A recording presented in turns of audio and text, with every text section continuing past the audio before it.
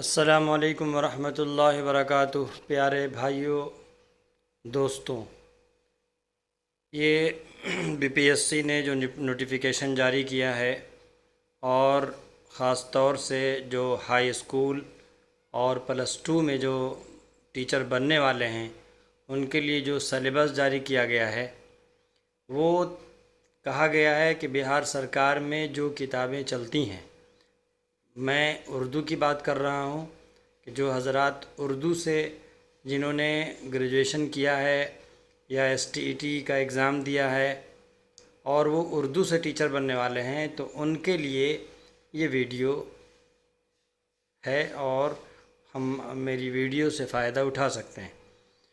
تو بہار سرکار نے کہا ہے کہ جو کتابیں سلیبس میں ہیں انہی کتابوں سے پوچھا جائے گا اور بہت ہی ڈیپلی اور گہرائی سے پوچھا جائے گا۔ تو اس سے یہ اندازہ لگایا جاتا ہے کہ جو تیاری کا جو لیول ہے وہ بہت ہائی ہونا چاہیے، اور پوری کتابیں جو بہار سرکار کی ہیں، یعنی میں نے جو طے کیا ہے وہ 5 کلاس سے 12ویں کلاس تک، 5ویں سے 12ویں تک پوری کتابیں آپ کے سامنے پیش کروں گا، اور وہ تیزی کے ساتھ اس کو لے کر چلوں گا تاکہ پورا سلیبس پورا ہو، اور اندر میں یعنی ہر سبق میں کیا کیا باتیں اہم ہیں وہ نوٹ کرتا چلوں اور آپ کو نشاندہی کرتا چلوں گا تاکہ آپ اس کو پھر سے اسے یاد کر لیں، دہرا لیں۔ جب آپ کو دہرانے کا جب موقع ہو تو آپ صرف انہی کو دیکھیں جو خط کشیدہ ہیں، جو نشاندہی کیا گیا ہے، تاکہ وہ چیزیں پھر یاد ہو جائیں۔ پیارے دوستو، چلیے اب پہلا سبق آج کا شروع کرتا ہوں۔ سب سے پہلا سبق جو ہے وہ خاکہ نگاری ہے۔ کسی شخصیت کی تحریری تصویر کشی ہی خاکہ نگاری ہے، یعنی کسی شخصیت کے بارے میں کوئی تحریر لکھی جا رہی ہے، ان کے بارے میں کچھ تحریر کیا جا رہا ہے، اسے خاکہ نگاری کہتے ہیں۔ اب یہ ہے کہ خاکہ نگاری کا کیا رنگ ہوتا ہے، اس میں کیا چیزیں ہیں، وہ سب آگے آ رہی ہیں۔ یہ تصویر سنجیدہ، متین اور ظریفانہ ہر رنگ کی ہو سکتی ہے۔ اس کی وجہ سے خاکوں کی نئی نئی قسمیں بنتی ہیں۔ عام طور سے یہ بات دیکھنے میں آتی ہے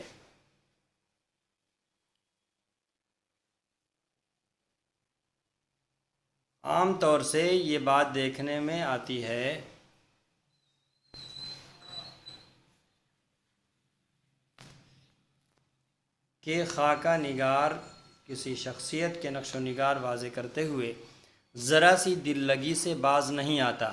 یعنی اگر کسی تحریر میں، یعنی اگر آپ سوانح نگاری بولتے ہیں تو اسی سوانح نگاری کو ہی دوسری شکل جو ہوتی ہے وہ خاکہ نگاری ہوتی ہے۔ لیکن خاکہ نگاری میں ایک بات جو یہ کہہ رہے ہیں، ذرا سی دل لگی سے باز نہیں آتا، یعنی اس میں ظریفانہ انداز اختیار کیا جاتا ہے جس سے ہنسی مذاق کا کچھ ماحول بنتا ہے۔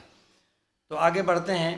اسی طرح اکثر و بیشتر خاکے کہیں نہ کہیں ظریفانہ رنگ لیے ہوتے ہیں، شاید اسی لیے خاکہ اڑانا محاورہ بنا، حالانکہ ایسی بات بالکل نہیں۔ اچھی خاصی تعداد میں ایسے خاکے موجود ہیں جو نہایت سنجیدہ عالمانہ ہیں۔ اس سے یہ نتیجہ اخذ کیا جا سکتا ہے کہ خاکے ہر طرح سے لکھے جا سکتے ہیں۔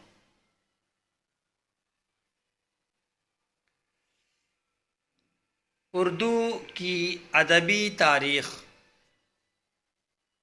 پر غور کریں تو محسوس ہوگا کہ ناول، افسانے، تذکرے اور داستانوں کے ساتھ ساتھ مثنویوں کے قالب میں، قالب یعنی جسم، یعنی مثنویوں کی طرح بھی خاکوں کے بہترین اجزاء موجود رہے ہیں۔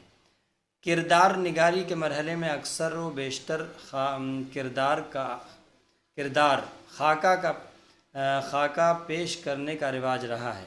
اکثر و بیشتر کردار کا خاکہ پیش کرنے کا رواج رہا ہے۔ شاید انہی مقامات سے خاکہ نگاری کی ابتدائی شکلیں ملی ہوں جسے مصنفین نے رفتہ رفتہ ایک آزاد صنف کے طور پر فروغ دے دیا۔ اب کہانیوں، ناولوں کے ساتھ ساتھ الگ سے بھی بھرپور تعداد میں خاکے دستیاب ہیں یعنی موجود ہیں۔ آگے دیکھیے جو پوائنٹڈ ہے وہ میں نے اس کو خط کشیدہ کر دیا ہے۔ خاکوں میں بیک وقت خود نوشت سوانح، میں نے بتایا تھا سوانح نگاری کی ہی شکل ہوتی ہے، تو اس میں خود نوشت سوانح، یاد نگاری، انشائیہ، افسانوں کے ساتھ ساتھ مضمون کے اجزاء شامل ہوتے ہیں۔ اس کے اندر خاکہ نگاری کے اندر یہ پوائنٹڈ ہے، آپ اسے ذرا نشاندہی کر لیں، اس کو ذرا یاد کر لیں گے یا کہیں لکھ لیں گے۔ خاکہ نگار کا کمال یہ ہے کہ ان تمام اصناف کے دائرۂ کار کو سمجھتے ہوئے اسے اپنے خاکے کی حدیں متعین کرے۔ بہترین خاکہ وہی ہوگا جس میں سوانح، آنکھوں دیکھے واقعات، شخصیت کے دلچسپ پہلو، صاحب خاکہ کی اصل قدر و قیمت کا تعین ہو۔ یہ بھی اہم ہے، اسی پوائنٹڈ ہے یہ۔ بہترین خاکہ وہی ہوگا جس میں سوانح، آنکھوں دیکھے واقعات، یعنی جو لکھنے والے ہیں جن کے بارے میں لکھ رہے ہیں، ہے نا، وہ ان سے ان کا تعلق رہا ہو اور ان کی زندگی سے واقف ہوں، ان کو دیکھا ہو، ان کے ساتھ رہے ہوں۔ شخصیت کے دلچسپ پہلو، خاکے صاحب خاکہ کی اصل قدر و قیمت کا تعین ہو۔ صاحب خاکہ سے مراد یعنی جن کے بارے میں لکھا جا رہا ہے۔ اگر خاکہ نگار ان تمام حصوں میں توازن قائم نہیں کر پاتا تو اس کی کامیابی پر سوالیہ نشان لگ جائے گا۔ خاکہ نگار اگر واقعات کی کھتونی جمع کر دے، یعنی بہت سارے واقعات لے کر آ جائے اور لکھ دے، تب بھی وہ اچھا خاکہ نہیں کہا جائے گا۔ صاحب خاکہ کی زندگی کی مشکلات بیان کرنے میں اگر پڑھنے والوں کو رلاتا ہی رہ جائے تب بھی وہ اچھا خاکہ نہیں ہوگا۔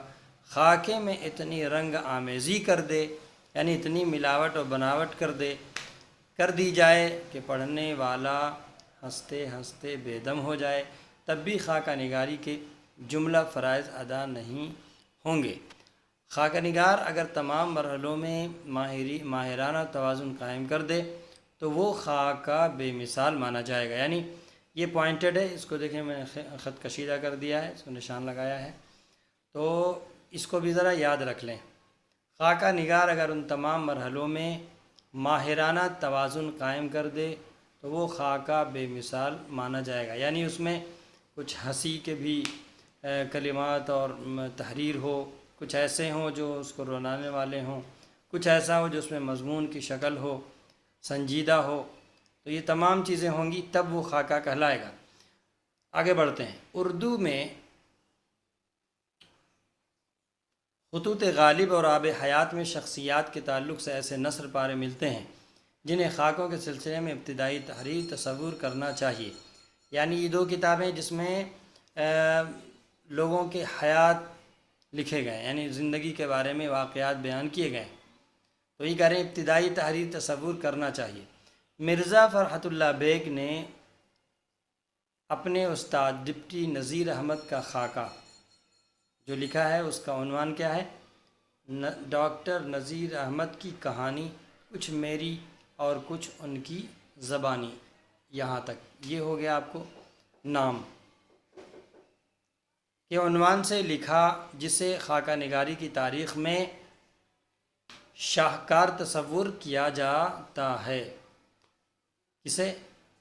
ڈاکٹر نذیر احمد کی کہانی، کچھ میری اور کچھ ان کی زبانی کے عنوان سے جو مرزا فرحت اللہ بیگ نے لکھا ہے وہ خاکہ نگاری کی تاریخ میں شاہکار تصور کیا جاتا ہے، یعنی بہت ہی عمدہ خاکہ تصور کیا جاتا ہے، مانا جاتا ہے۔ رشید احمد صدیقی نے عالمانہ اور سنجیدہ خاکوں کی مستحکم روایت قائم کی، اس کو بھی یاد رکھیں گے۔ رشید احمد صدیقی نے عالمانہ اور سنجیدہ، عالمانہ یعنی بہت ہی جانکاری اور معلومات سے بھرا ہوا خاکہ، سنجیدہ خاکوں کی مستحکم روایت قائم کی۔ اشرف صبوحی اور شاہد احمد دہلوی نے باضابطہ خاکے لکھے۔ اشرف صبوحی اور شاہد احمد دہلوی نے باضابطہ خاکے لکھے ہیں۔ ظرافت نگاروں اور افسانہ نگاروں نے سرگرمی سے خاکہ نگاری کی طرف توجہ دی۔ اس صنف کو مقبول بنانے میں ان کی وقی خدمات رہی ہیں۔ وقی خدمات یعنی بہت بڑی خدمات، اہم خدمات۔ مزاح نگاروں میں شوکت تھانوی، یوسف ناظم، مشتبہ حسین اور احمد جمال پاشا۔ افسانہ نگاروں میں عصمت چغتائی اور منٹو نے بہترین خاکے لکھے۔ اب عام طور پر ادیبوں اور شاعروں یا بہت مشہور شخصیات کے ہی خاکے لکھے جاتے ہیں۔ یہ ہوا آپ کو صرف خاکہ کے بارے میں، خاکہ کسے کہتے ہیں اور خاکہ کیا ہوتا ہے، اس میں کس انداز سے تحریر کیا جاتا ہے۔ اگر ہمیں ڈیپلی پوچھ لیا جائے گا تو انشاءاللہ امید ہے کہ ہم سوال کا جواب دے پائیں گے۔ اب اس کے آگے مرزا فرحت اللہ بیگ صاحب کے بارے میں پڑھ لیں۔ مرزا فرحت اللہ بیگ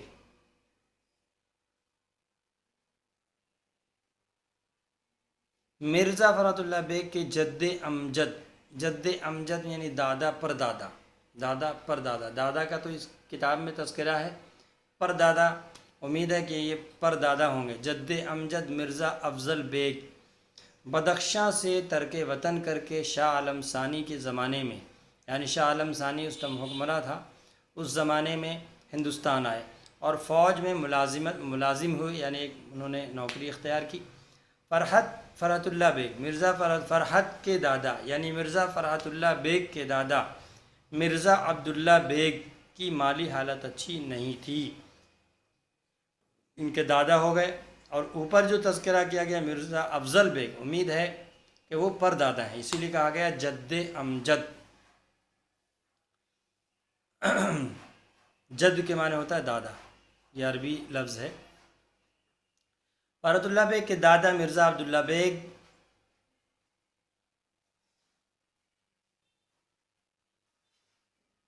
مالی حالت اچھی نہیں تھی۔ 1857 کے انقلاب سے یہ خاندان بہت متاثر ہوا اور دہلی سے ہجرت کر کے حیدرآباد دکن چلا گیا۔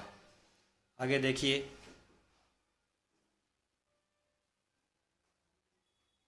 تذکرہ نویسوں کے مطابق مرزا فرحت اللہ بیگ ستمبر 1883 میں پیدا ہوئے، لیکن خود ان کے بیان کے مطابق وہ اگست 1885 میں تولد ہوئے، یعنی صحیح جو مانا گیا 1885، اور یہی درست ہے۔ جائے پیدائش محلہ چوڑی والان دہلی، یعنی دہلی میں پھر مرزا فرحت اللہ بیگ پیدا ہوئے، اس کے بعد پھر وہ دکن روانہ ہوئے۔ ان کے والد کا نام مرزا حشمت اللہ بیگ تھا۔ فرحت صرف 10 روز کے تھے تو ان کی والدہ مشرف جہاں بیگم کا انتقال ہو گیا۔ ان کی لاولد اور بیوہ پھوپھی حسن جہاں بیگم، یہ اسے نوٹ کر، اگر چاہیں تو نوٹ کر سکتے ہیں، نہیں تو یاد رکھیں، حسن جہاں بیگم یعنی پھوپھی نے انہیں اپنی اولاد کی طرح پالا۔ حضرت نظام الدین اولیاء کی درگاہ کی مسجد میں ایک بزرگ سید ولی اللہ رہتے تھے، انہوں نے ہی ان کی بسم اللہ کرائی، یعنی ان کے جو پہلے استاد رہے مرزا فرحت اللہ بیگ کے، وہ کون تھے؟ سید ولی اللہ، ان کے پہلے استاد کون تھے؟ سید ولی اللہ۔ انہوں نے ان کی بسم اللہ کرائی۔ مولوی قمر الدین سے کلام پاک پڑھا۔ گورنمنٹ ہائی اسکول کشمیری دروازہ دہلی سے انٹرنس کا امتحان پاس کیا۔ دیکھیے پوائنٹڈ ہے، اس کو ذرا ذہن نشیں کر لیں۔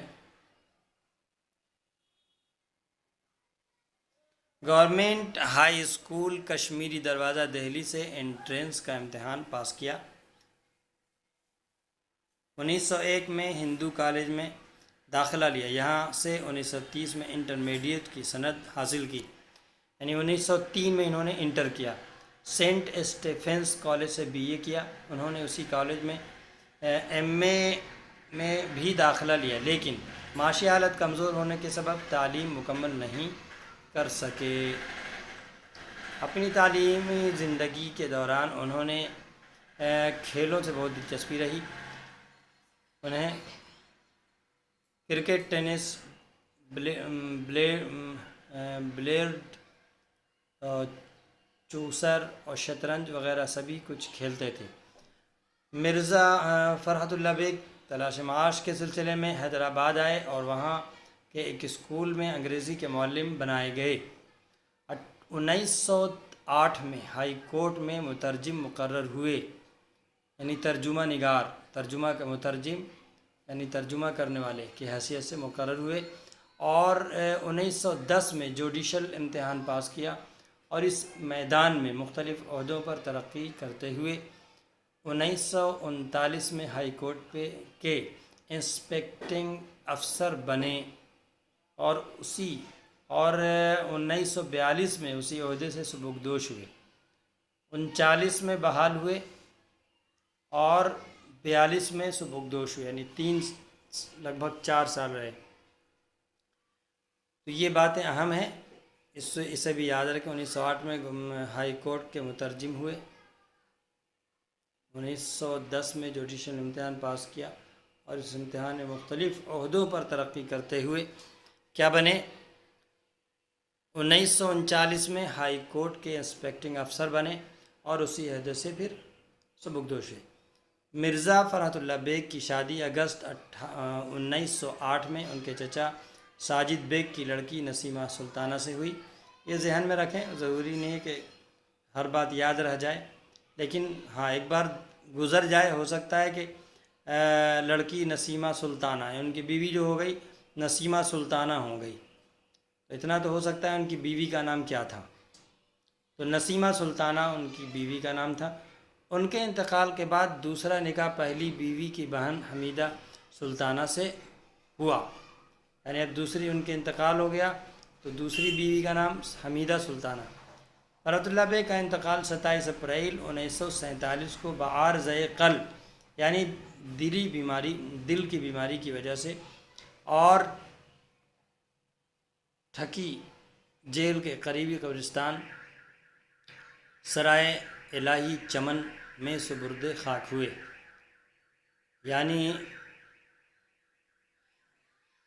جیل کے قریب قبرستان سرائے الہی چمن میں سپرد خاک ہوئے۔ آگے دیکھتے ہیں مرزا فرحت، یعنی دلی ہی میں آپ کا امید ہے کہ انتقال ہوا ہے۔ یہ پورا جو سرائے الہی چمن یہ قبرستان کا نام ہے، یہاں یہ سپرد خاک ہوئے، ان کو دفن کیا گیا۔ اب آگے دیکھیے، مرزا صاحب، خاک مینس ہوتا ہے مٹی، خاک مینس مٹی۔ مرزا صاحب نے مضامین لکھے، ادیبوں کے حالات قلم بند کیے۔ مرزا صاحب یعنی مرزا فرحت اللہ بیگ، انہوں ادیبوں کے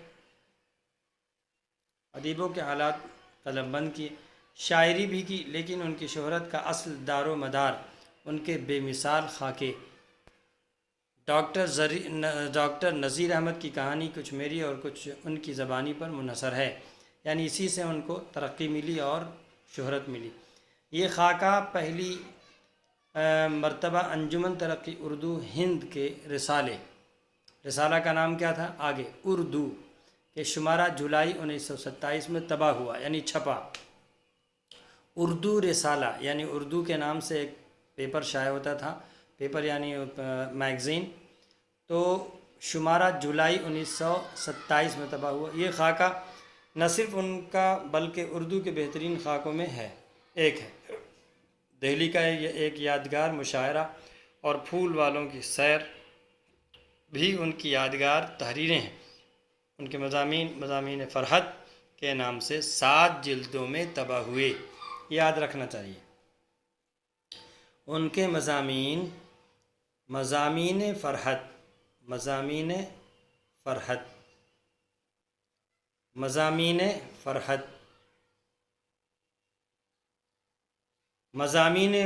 کے نام سے 7 جلدوں میں شائع ہوئے۔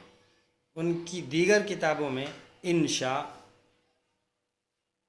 دیوان یقین، دیوان نظیر، میری داستان اور میری شاعری اہم ہیں، اسے بھی یاد کر لینا چاہیے۔ ان کے ایک جو مضامین فرحت 7 جلدوں میں ہے، اس کے علاوہ انشاء، دیوان یقین، دیوان نظیر، میری داستان اور میری شاعری اہم ہیں۔ یہ باتیں آپ کو آج یہاں تک مکمل ہوئی، یعنی مرزا فرات اللہ بیگ صاحب کے بارے میں پڑھ لیا اور خاکہ نگاری کے بارے میں جان لیا۔ اب اس کے آگے جو ہم لوگ پڑھیں گے نذیر احمد کی کہانی، یہ تھوڑی تفصیل طلب ہے، اس کو اگلی ویڈیو میں پڑھ لیں تو زیادہ بہتر ہوگا۔ تو اگلی ویڈیو کا انتظار کریں، انشاءاللہ بہت جلد اور تیزی کے ساتھ لے کر آنے والے ہیں۔ ہر دن 2 کلاس آپ کو پڑھایا جائے گا، اپلوڈ کیا جائے گا، تاکہ تیاری آپ کی مکمل ہو اور بہتر ہو۔ آپ ہمارے چینل سے جڑے رہیں۔ والسلام علیکم ورحمۃ اللہ وبرکاتہ۔